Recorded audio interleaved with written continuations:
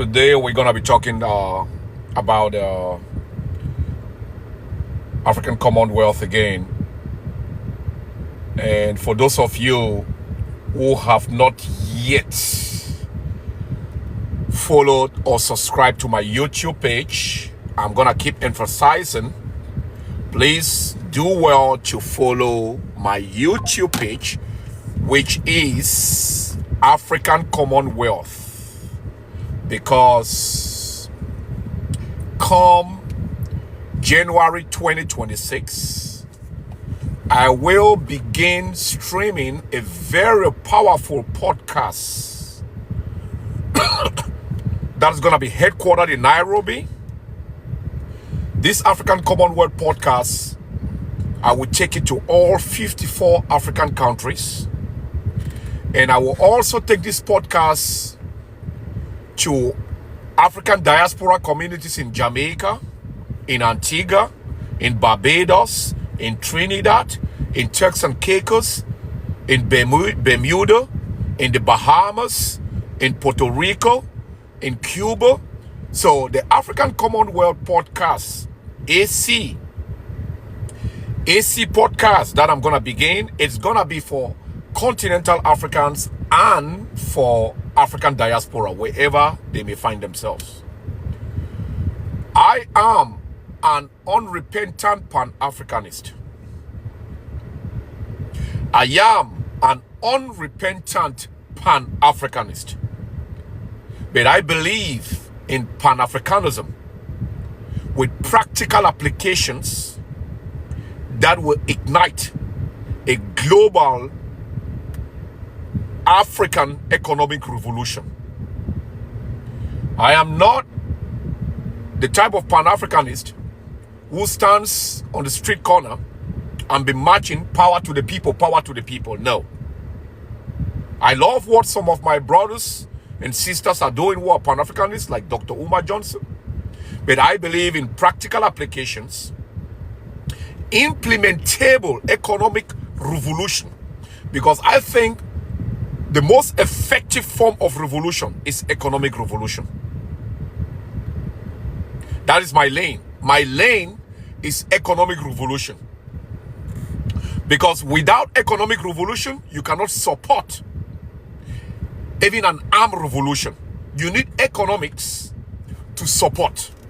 We all remember our ancestors, Marcus Mosiah Garvey. Those of the Pan-Africanists who were the followers of Marcus Mosiah Garvey. There was an economic foundation at the base of the Garvey movement. That is why Marcus Mosiah Garvey, his Return to Africa program was based on economics. It was not just out of empty Pan-Africanism chants, marching, and also it was devoid of weaponized religious indoctrination, which is one of the biggest obstacles that is stopping us as black people around the world to achieve our goals. Weaponized religious indoctrination. Yes, some of you know me as Apostle Obi, but I am not one of those apostles who pander around weaponized European or weaponized Arabian religious indoctrination to black folk. I am anti-weaponized European and weaponized Arabic religious indoctrination of our people. That is why I believe in two things: land and life. That's it. We believe in two things in my faith-based community: land and life. Nothing else. We got the blessings from creation already. Those two blessings are the most important blessings that we should focus on as black folk: the blessings of life and the blessings of land.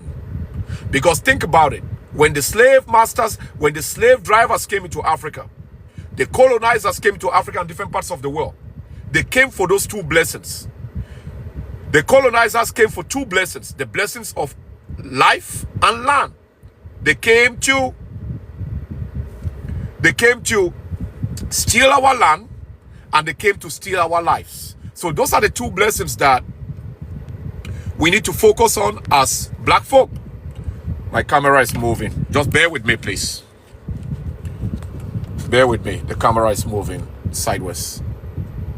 So, what I'm trying to say here is, for those of you black folk around the world who subscribe to the Pan-Africanist idea, we have to pivot and focus our attention on building a solid economic revolution. That economic revolution, it's gonna be successful with the participation and the understanding that we as black folk around the world, we possess the largest share of humanity's human resources and natural resources in the mother continent. And there is no place on planet Earth that we as black people can fight any type of revolution and win except out of the earth that we came from. Black folk cannot win any type of revolution outside of Africa. Impossible.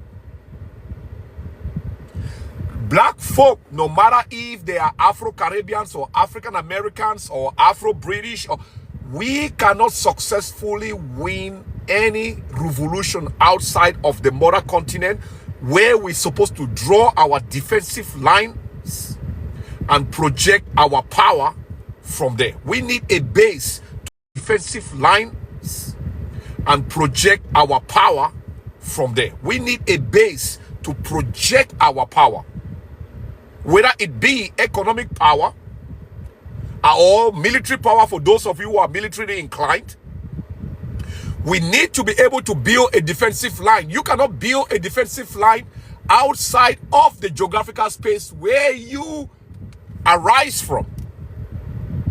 You cannot defeat your colonizer out on a neutral territory.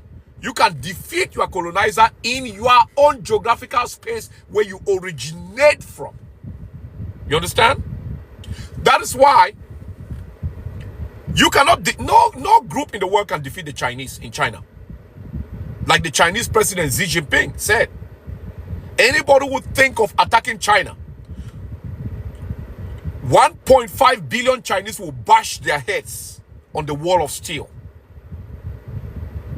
We can say the same thing about Africa in the next 20, 30 years.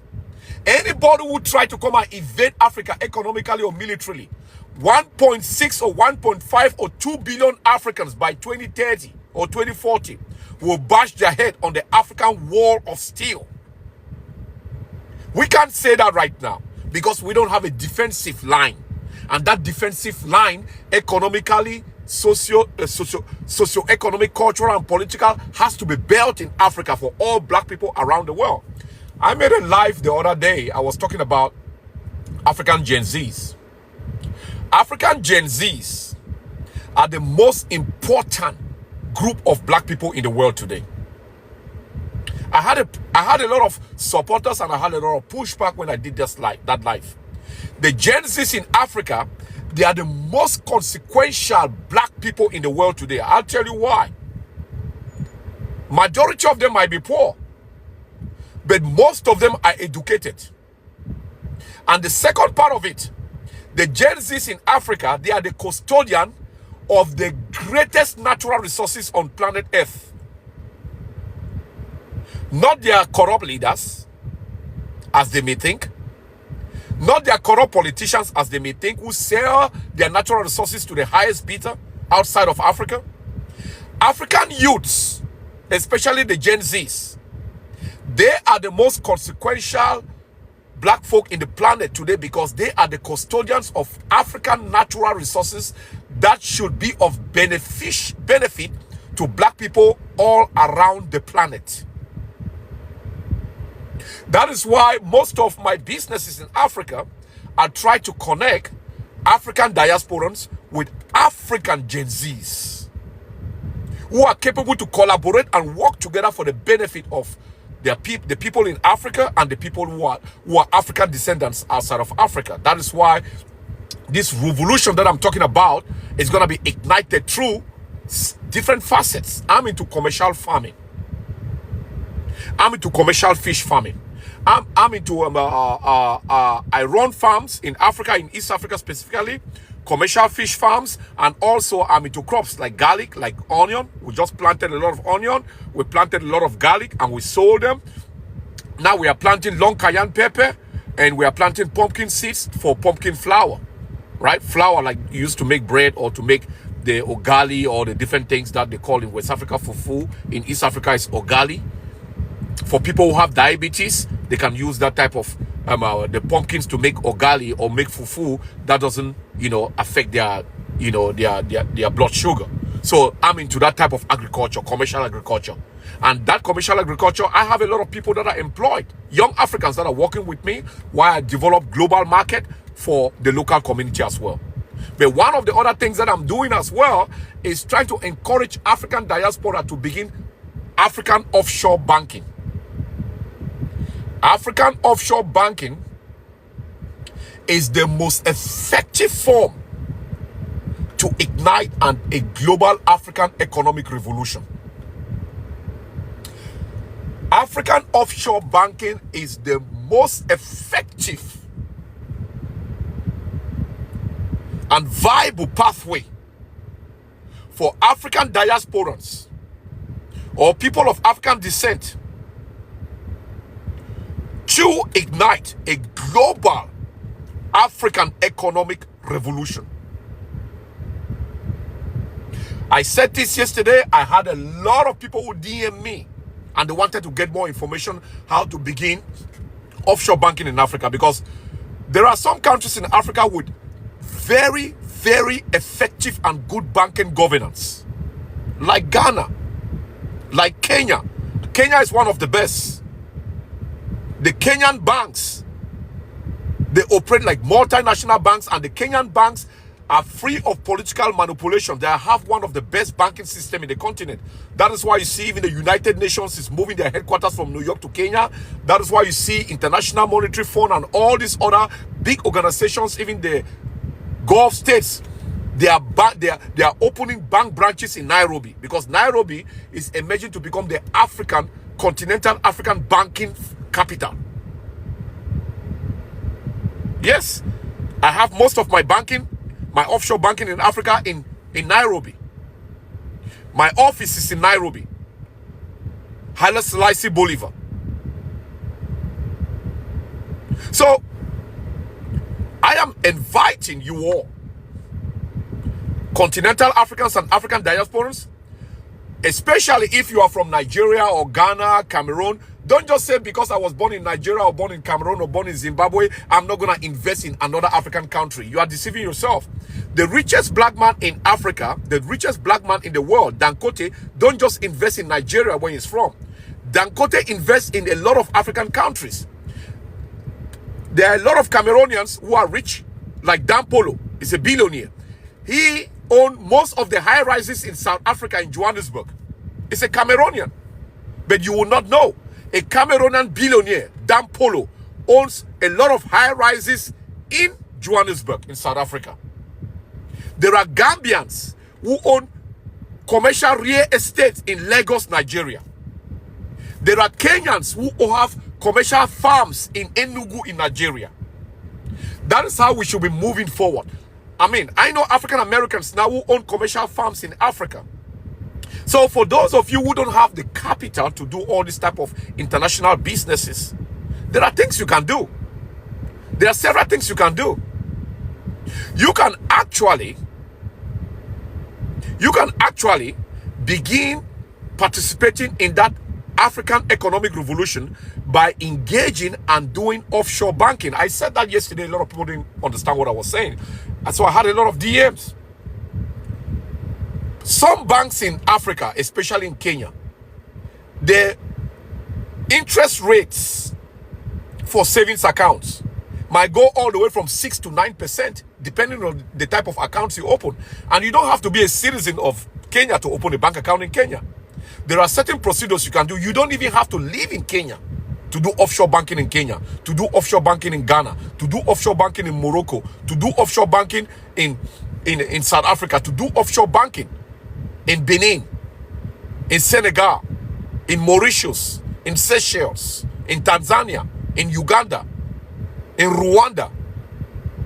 I'm just throwing some names out there of some countries because not all countries is advisable to do that.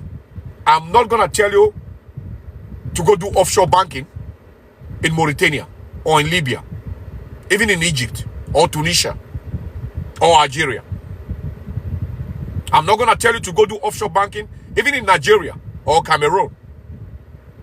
I'm calling, or Gabon or Equatorial Guinea. So Africa has 54 countries.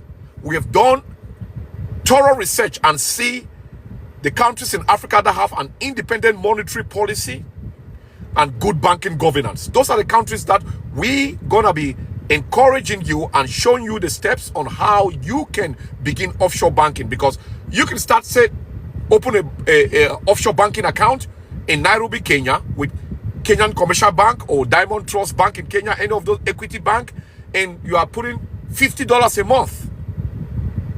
You live in Nigeria, in America or in UK, you are putting $50 a month in there.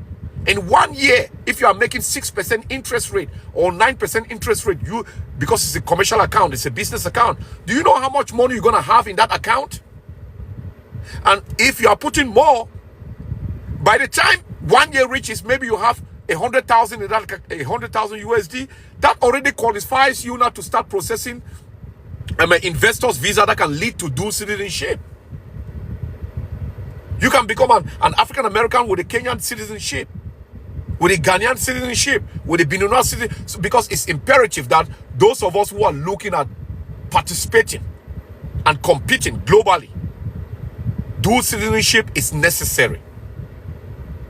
It's necessary. So everything that I'm telling you all now is guiding you towards that route where you can become a dual American Kenyan citizen, a dual American Ghanaian citizen, a dual American Senegalese citizen, a dual American Gabonese citizen, a dual American South African citizen. We need to be, you know, looking ahead, because while we sit in the diaspora, we are looking at Africa as a burden, but Europeans, Arabs, and Asians are looking at Africa as an opportunity. Non-Africans from Asia, from Europe, from America, non-African people, they look at Africa as an opportunity. That is why they go there to exploit natural resources and human resources. Right? That is why they go there to exploit those resources. If Africa was not an opportunity, why are these non-Africans going to Africa? So don't sit and let global media propagandize you, deceive you, when you are a descendant of the continent with the greatest possession of human and natural resources. And you, as an African descendant in the diaspora, you have the access to financial capital that can enable you to invest in Africa, just like Chinese people do, just like Arabs do from Dubai or Kuwait or Saudi Arabia, just like European white Americans do. If white Americans can invest in Africa, how about you, an African American? I know a white American right now who owns a commercial fish farm in Kenya. He makes almost $2 million, $2 million US a month.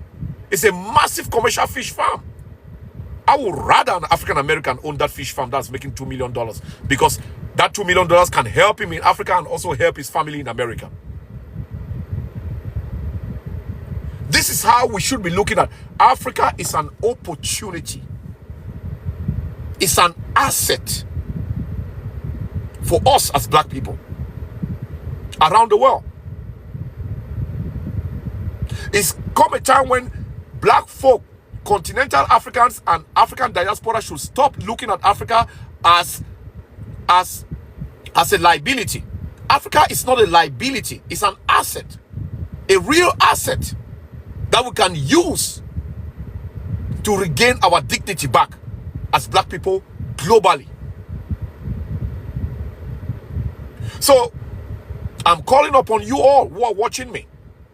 If you want to participate in this in real time, go subscribe to my YouTube channel. The podcast for the Commonwealth, the African Commonwealth podcast, will begin in January, and I will be taking it to all the countries in the continent and also to African communities in the Caribbean, Jamaica, Haiti, Barbados. I'm gonna be there.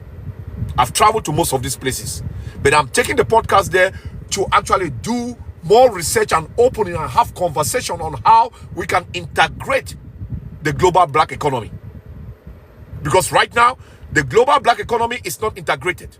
Everybody is doing their own thing depending on who colonized them. That is why we don't have no power. Because the global black economy is not integrated. The European global economy is well integrated.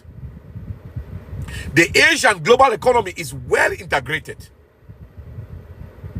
We have more resources in Africa.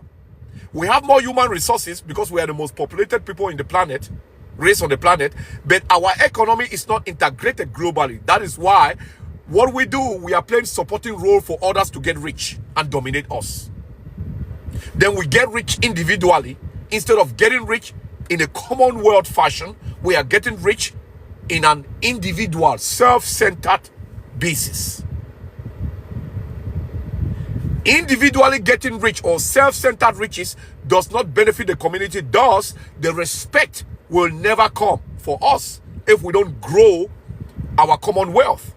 So, the mission of my podcast that will begin in January out of Nairobi will be to integrate global black economies. Getting black people to do business and collaborate globally. So we are benefiting on both sides of the Atlantic and the Pacific and the Indian Ocean.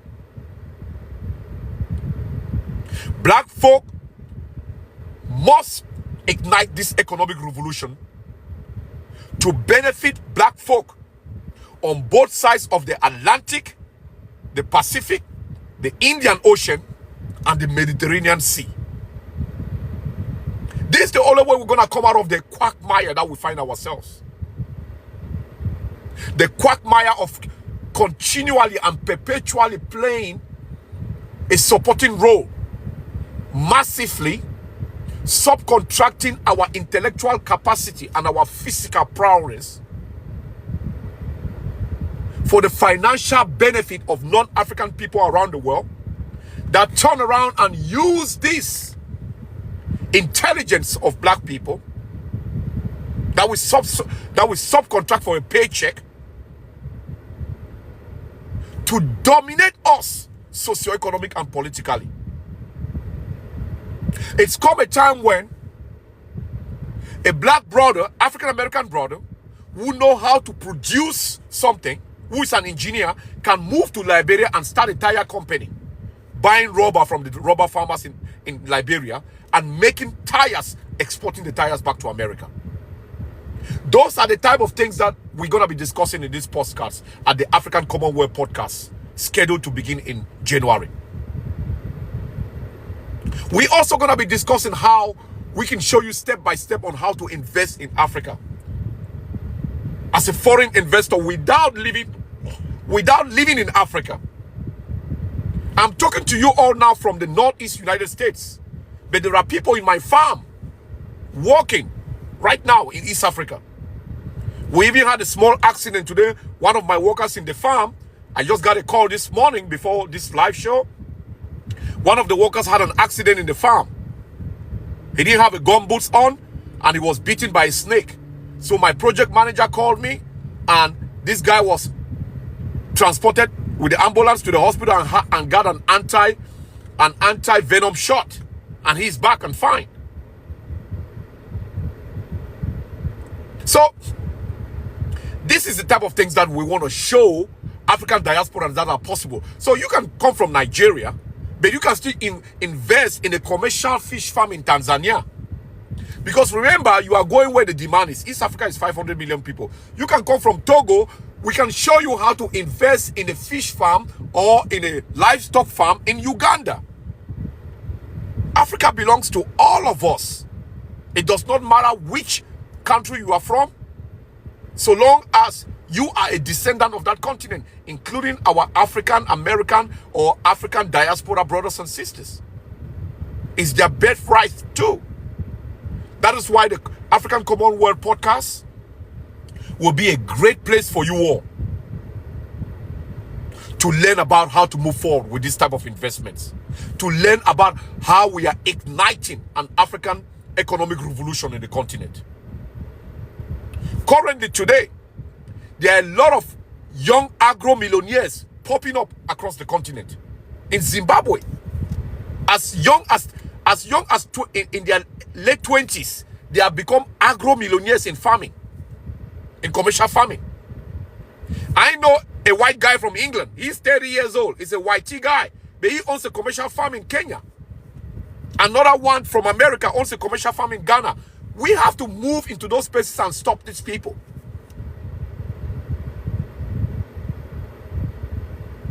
That's where we are. So for those of you who have not subscribed yet to African Commonwealth YouTube channel, please do so. And make sure you forward the link to my YouTube page to all your friends and family, especially any African diaspora person who have intentions to do any type of business in Africa, or want to become a dual citizen, or is looking at being part of this economic revolution. One of the other places that I will visit in Africa will be Burkina Faso. When I go to Africa in December, I will be in Burkina Faso. I will also be in Mali, and I will be in Niger, because Burkina Faso have a bank called the People's Bank. I want to look into the Bank of Burkina Faso to see how that bank is compatible for us to be able to do offshore banking as well. Because in as much as I love Burkina Faso, I have to still make sure that their banking governance will allow you as a diasporan to do offshore banking. So we have to bring information to you that it's implementable, not sensational news. Because we black folk, we are searching for sensational news. We have to find things that can be practically applied, and things that are workable with a vision to grow. We need to grow the African economy to push back. And the African economy belongs to every single black person on the planet. Just like the Chinese economy belongs to every Chinese person on the planet, in China or outside of China. Africa is not a liability. Africa is an asset and an opportunity for black people globally. Africa is not a liability. Africa is an opportunity for black folk globally. If you want to learn more and follow my journey of this African Commonwealth that I'm building in the continent and outside of the continent, go follow my YouTube page, channel, African Commonwealth. Great things are about to happen in the continent, and Africa is the future.